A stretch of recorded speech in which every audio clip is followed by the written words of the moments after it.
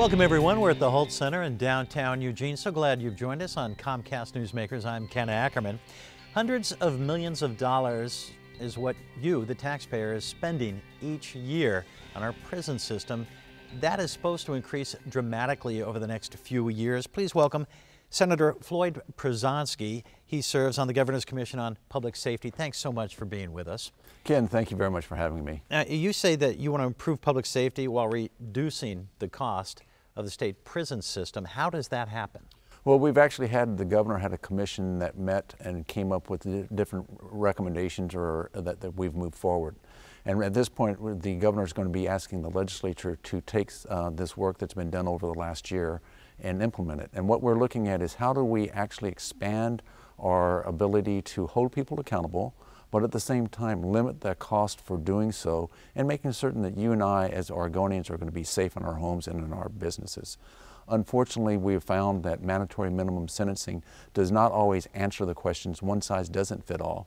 So by giving judges the authority and the discretion to actually sentence someone based on the crime, based on their needs from a risk assessment, we believe, and we've seen from other states, that they've actually got better return and actually cut recidivism. So you and I don't become victims of the next person coming out of the system. Now, speaking of recidivism, here in Oregon, it's about 1 in 3 will be back in prison after being released, right? That's an average, yes. How do you lower that?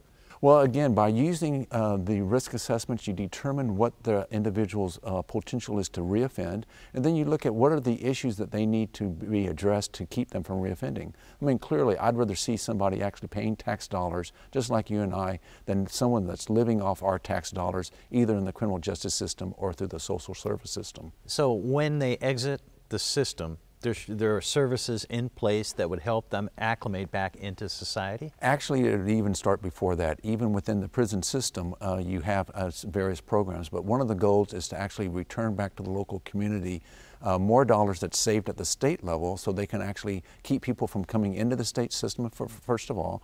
And then secondly, using these various programs, we call them re-entry programs. One that's I'm very familiar with here in Lane County that serves the southern part of the state is called Sponsors. This is an organization that when someone is released from the state prison, they can come into their facility and actually have a supervisor or someone, that counselor, helping them through drug treatment, helping them find employment, making certain they're keeping their appointments, and actually helping them integrate into actually being a productive citizen.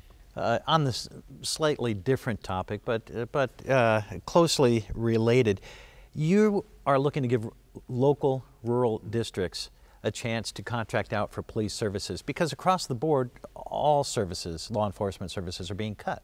Yeah, what's happened is that, using Lane County again as an example, we've seen estimated cuts at the sheriff's office level.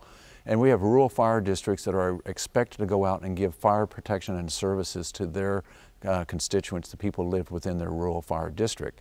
What's happening and what we're seeing is because there's a limited number of deputies available, in some cases the medical teams are waiting to be first responding, but they can't go in because it's a volatile situation.